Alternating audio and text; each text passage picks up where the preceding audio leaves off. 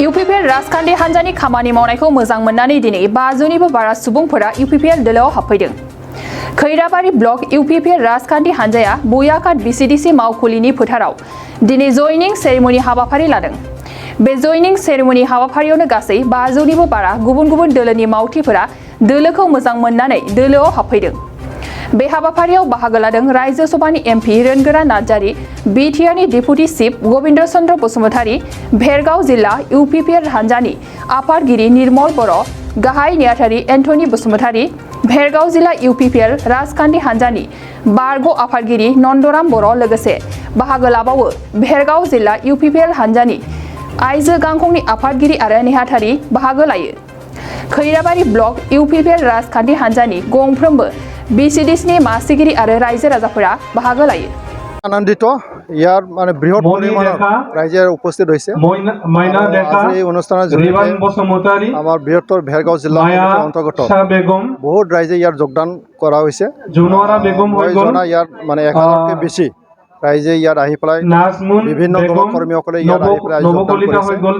কাৰণ প্ৰমোদ বড়ো ডাঙৰীয়াৰ নেতৃত্বত BTC চৰকাৰৰ যিটো পৰিৱেশ সকলোৱে এতিয়া ভাল পাইছে, সেইটো ভাল পাই পেলাই সকলোৱে আজি ওলাই আহিছে। সেইকাৰণে আমি খুব ভাল পাইছোঁ। আমি ৰাইজক ক'ব বিচাৰিছোঁ, আমি দায়বদ্ধতাৰে বিজেপি চৰকাৰ একেলগে সামগ্ৰী উন্নয়নৰ কাৰণে কাম কৰি আছোঁ আৰু অনাগত দিনত আমি কাম কৰি যাব। তো ৰাইজৰ নিৰাপত্তা দিয়া, সকলো জাতি জনগোষ্ঠী তেওঁলোকক সমমৰ্যাদা দি পেলাই সমন্বয় কৰাটো আমাৰ লক্ষ্য হয়।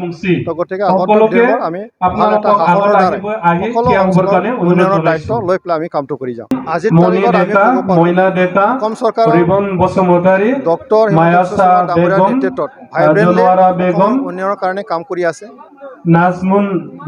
ভাল এটা আঁচনি তেওঁলোকে কাম কৰি আছে। BTCৰ আমাৰ প্ৰমোদ বড়ো ডাঙৰীয়াৰ নেতৃত্বত BTC অঞ্চলৰ 32 লক্ষ জনসাধাৰণৰ সামগ্ৰিক উন্নয়নৰ কাৰণে দায়বদ্ধতাৰে কাম কৰাৰ প্ৰক্ৰিয়া আৰম্ভ হৈছে। শৈক্ষিক দিগত আমাৰ যিখিনি বিভিন্ন ডিপাৰ্টমেণ্টত বিগত দিনবোৰ অৰাজকতা আছে চিষ্টেমত আনি পেলাই কাম কৰা এটা প্ৰক্ৰিয়া চলি আছে। গতিকে ৰাইজে ভাল পাইছে। সেইকাৰণে এইটোৱে প্ৰমাণ যে আজি যে ৰাইজে হাজাৰ হাজাৰ আহি পেলাই আমাৰ দলত যোগদান কৰিলে সেইটোৱে প্ৰমাণ যে ৰাইজে ভাল পাইছে।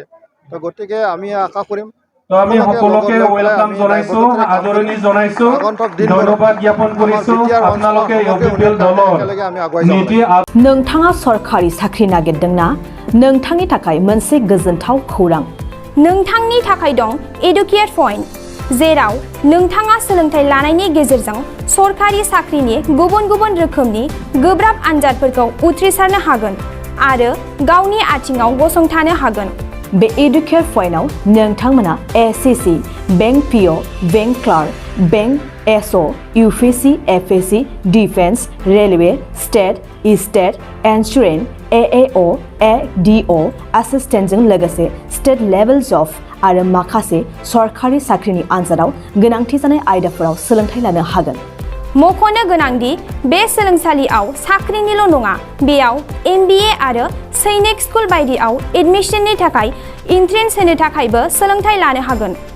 बे सोलोंसालियाव गाहाम थाखो खथानि सुबिदा दं आरो सम मथे नोंथांनि सोलोंथाइखौ बे सोलोंसालियाव होनाय जागोन। बेखौबो मिथिनांगोन दि बे एडुकेट पइन्टआव सोलोंथाइ लानानै बावैसो 2021-22 इं मायथाइनि SCC GDनि आनजादाव गासै 11 सा सोलोंसाफोरा उथ्रिसारनो हादों। बारा नङा, गासै 15,000 रांजोंनो नोंथाङा बे सोलोंसालियाव 6 दानसिम सोलोंथाइखौ लानो हागोन। बे सोलोंसालिया क'क्राझार, बरपेटा र'ड, गलपारा आरो बङाइगावआवबो दं। क'क्राझाराव सोलोंथाइ लानो गोसो गुदुं जानाय सुबुंफोरा 70020263133 9101536360 70020263133 9101536360